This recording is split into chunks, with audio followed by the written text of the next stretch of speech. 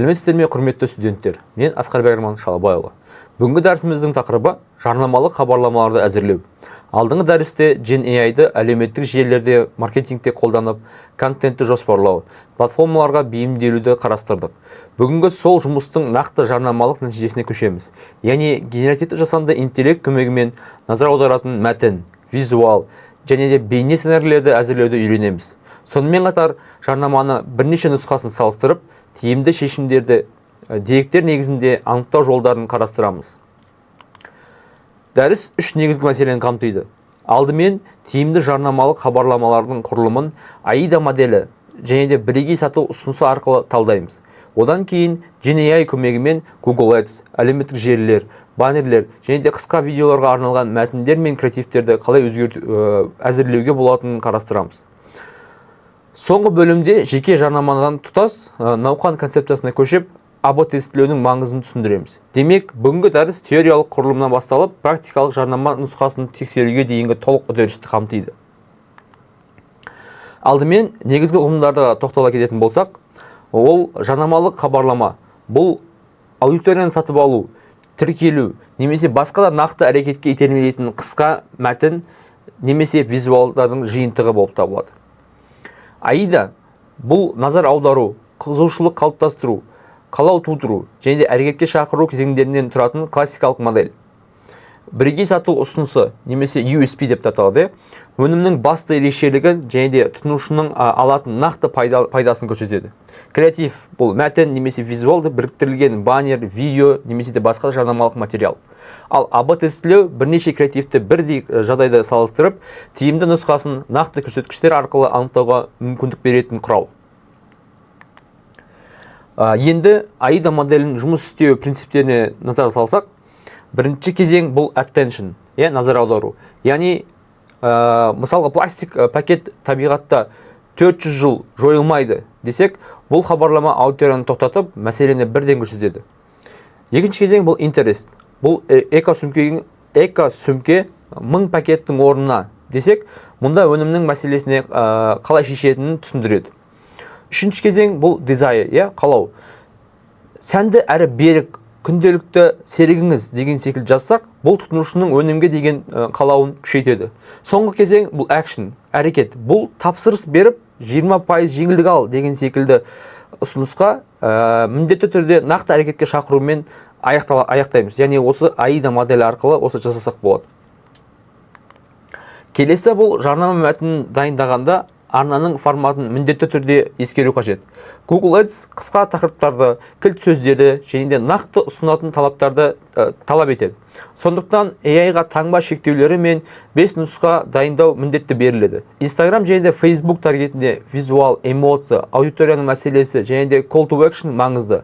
Баннерде мәтін 5-7 сөзден аспай, бір ғана күшті ойды жеткізу тиіс. Ал Reels пен TikTok үшін 15-30 секундтық сценарий және алғашқы 3 секундтық назар аударатын хук қажет. Демек, бір өнімге арналған негізгі ұсыныс өзгермейді, бірақ әртүрлі формада жасалына береді. Яғни құрылымы әртүрлі болады. Бұл сайтта көріп тұрғандарыңыздай 15 секундтық қысқа видеоның құрылымы берілген. Алғашқы 0-ден 3 секундқа дейінгі кезең бұл хук. Мұнда пластик пакеттің табиғатқа ұзақ уақыт жойылмайтынын көрсетіліп, көрерменнің назар аударылады. 3 секундтан 7 секундқа дейін өнім ұсынылып, оның қандай мәселе шешетіні түсіндіріледі. 7 секундтан 12 секундқа дейін эко-сөмкенің экологиялық пайдасы, ұзақ қолданылуы және де өмір салтымен байланысы көрсетіліп, сатып алу ниеті қалыптастырылады. Соңғы 12 мен 15 секунд аралығында жеңілдік немесе сатып алуға итермелейтін батырманы арқылы нақты әрекетке шақыру беріледі. Осындай сценарийлерден кейін Google, Veo, Sora немесе Runway сияқты видео генераторларына бейімдеуге болады. Бұл жерде көріп тұрғандарыңыздай Gen AI-дің маңызды артықшылығы көрсетілген бір USP негізінде көптеген тақырбат нұсқасын жылдам ұсынуы. Мысалы, бастапқы ұсыныс бұл бір эко-сөмке 1000 пакеттің орнына. AI осы ойдан табиғатқа таза таңдау бір сөмкеде 1000 пакетке жол жоқ. Эко-сөмке ал немесе берік сәнді экологиялық оны бүгін ал деген секілді тақырбаттар жасай алады. Бірақ нұсқалардың көп болуы олардың барлығы тиімді дегенді білдірмейді. Маркетолог әр мәтінді таңба шектеуі, түсініктілігі, бренд стилі мен уәденің шынайылығы бойынша бағалайды. Сондықтан AI идеялардың ауқымын кеңейтеді, ал ең сапалы нұсқаны адам өзі іріктейді, яғни маркетолог өзі іріктейді.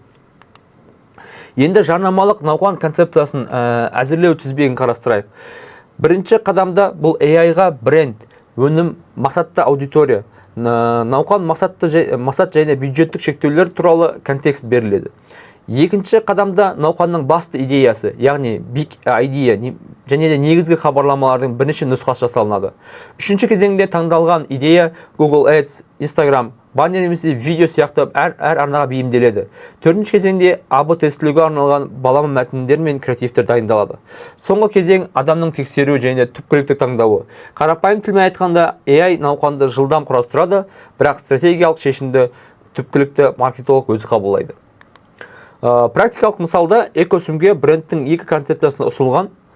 А нұсқасы рационалды тәсілге негізделеді. Бір экосүмге 1000 пластиктің орнына.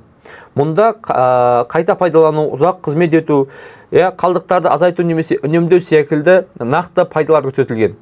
Бұл нұсқасы эмоциялық тәсілді қолданады. Сенің таңдауың, сенің ізің. Бұл креатив табиғатқа жанашырлық, саналы тұтыну және де жеке өмір салты сияқты құндылықтарға сүйенеді. Таңдалған концепция негізінде AI бұл Google Ads мәтіндерін, Instagram креативтерін және баннер ұрандарын әзірлей алады. Әр арнаға кемінде 2 нұсқа дайындалып, кейін тестілеуге жіберіледі. Көріп тұрғандарыңыздай, АБ тестілеу кезеңінде екі креативке бір аудиторияға және де салыстырмалы жағдайға көрсетіледі. А нұсқасы сан мен фактілерге сүйенсе, Б нұсқасы эмоция мен құндылықтарға сүйенеді. Қай тәсіл тиімді екенін алдын ала болжап қана қою жеткіліксіз. Нәтиже бұл CTR, яғни жарнаманың басқа деңгейі және конверсия арқылы бағаланады. AI дәуірінде нұсқа жасау арзандап, жылдамдады. Сондықтан шешімді интуиция емес, тест деректері анықтау тиіс. Бұл human in the loop қағидасы сақталады. Жарнаманың уәделердің шынайылығы, тұтынушының адастырмауын, талаптарға сәйкестігін және бренд беделіне ықпалын маркетолог міндетті түрде тексеруі қажет. Жалпы қорытындылайтын болсақ, біріншіден Gen AI жарнаманың AIDA және де USP сияқты классикалық теорияға сүйенгенде ғана сату бағытталған сапалы нәтиже бере алады. Теория промпттың қаңқасын қалыптастырады, ал AI сол құрылымның бойынша көптеген мәтін мен креативтер нұсқасын дайындайды. Екіншіден, әр хабарлама нақты арнаның форматына, аудиториясының және техникалық шектеулеріне бейімделуі тиіс. Үшіншіден, АБ тестілеу ол тиімді нұсқаны болжаммен емес, CTR және де конверсия деректерімен анықтайды. Есте сақтайтын алгоритм бұл USP-ді анықтау, AIDA құрылымын қолдану, арнаға бейімдеу және де бірнеше нұсқа жасау арқылы тестілеу мен адамның бақылауынан өткізу. Gen AI жылдамдық береді, ал шынайылық, заңнама, бренд беделі үшін жауапкершілікті маркетологтың өз мойнында қалады. Назарларыңызға рахмет.